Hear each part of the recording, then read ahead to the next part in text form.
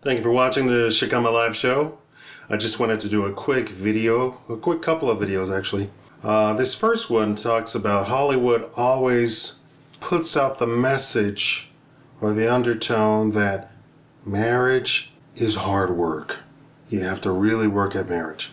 So thank you for watching, and I want to get your opinion about this. Do you think it's right? And I want you to do two things. Do you think marriage is hard work, or I want you to take a step back, if you can, in your brain. I want you to step back and remember a time maybe when you were not married or you had not heard such a thing, and see if you do think marriage is hard work and takes hard works and all this sort of stuff. Is that because you actually think marriage is hard work, or that you have been told for many years now in movies, commercials, TV shows, that marriage is hard work, and that's where you got that opinion from? I don't know if you can do that, but for me, try to intellectually divorce yourself from the message first and think, is marriage actually really hard to do? So marriage is hard work. It's an attack on marriage. It sets the expectation that marriage is something to be feared and avoided at all costs. I feel marriage takes no effort. You simply have to not be evil to each other. If that's work for you, not being evil that is, you shouldn't kid yourself about being married. You're just an evil person. Accept it and move on. Just like if you hate children, accept it, move on, don't get married. And don't poison somebody else's life, meaning the man or the woman that you're supposed to marry. And please don't have children, because then your hatred of mankind is then going to bleed over into this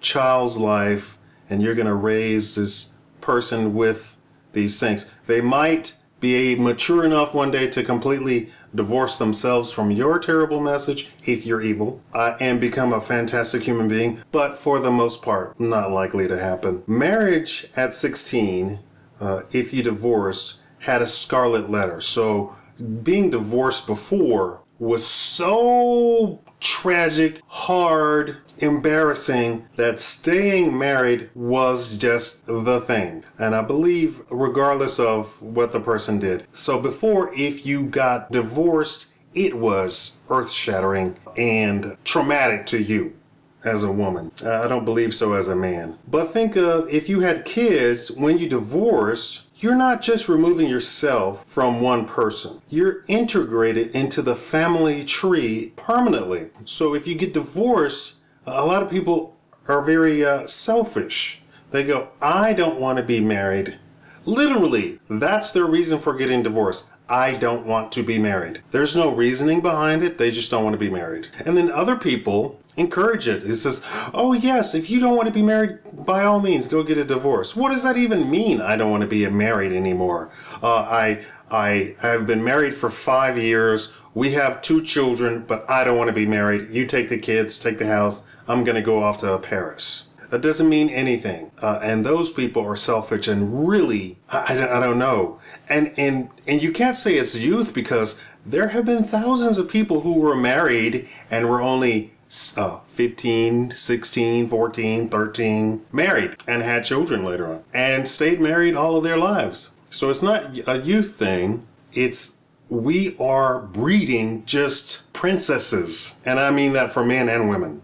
There used to be no custody laws.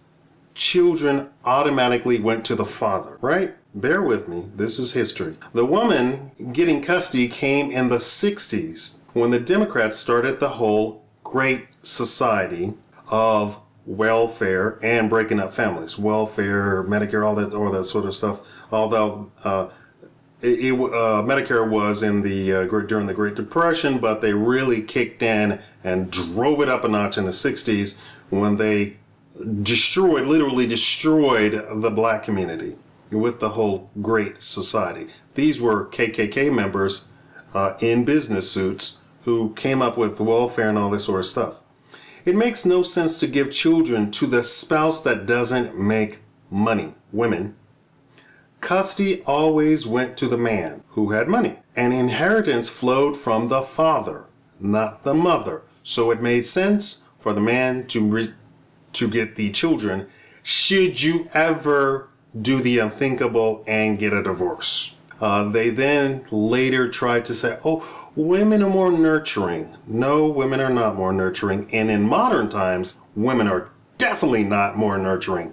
I've seen 10 men to each woman. I've just had the worst examples of women in the past 10 years than I have ever seen in my lifetime. Can't cook, can't clean, doesn't clean herself.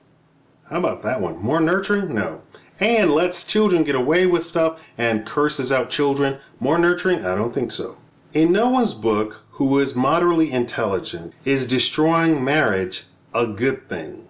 Of course, instead of women fighting against this whole, to fight the inheritance laws, the courts came up with both alimony and child support and made it so that dissolving marriage wouldn't be a death sentence for a woman. The destruction of marriage was complete, as the Star Wars reference goes. Of course, instead of women fighting against this, the inheritance laws and alimony, child support, they went headlong into it with the feminist organizations leading the charge. In no one's book, who is moderately intelligent, is destroying marriage a good thing. No one except for the very people behind it, corporations. Of course, the plan backfired. Corporations like J.P. Morgan, Carnegie, and Rockefeller were behind women's lib and feminism, which are two different things, believe it or not. They wanted cheap labor, and they saw it in women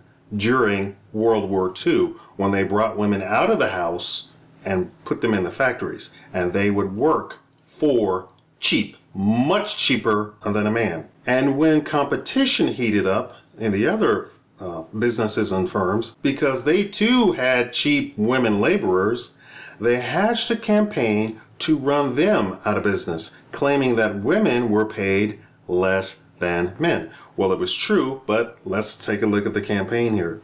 This made the competitors have to pay women more than they were being paid before. Meanwhile, Rockefeller and friends kept men's wages stagnant for decades.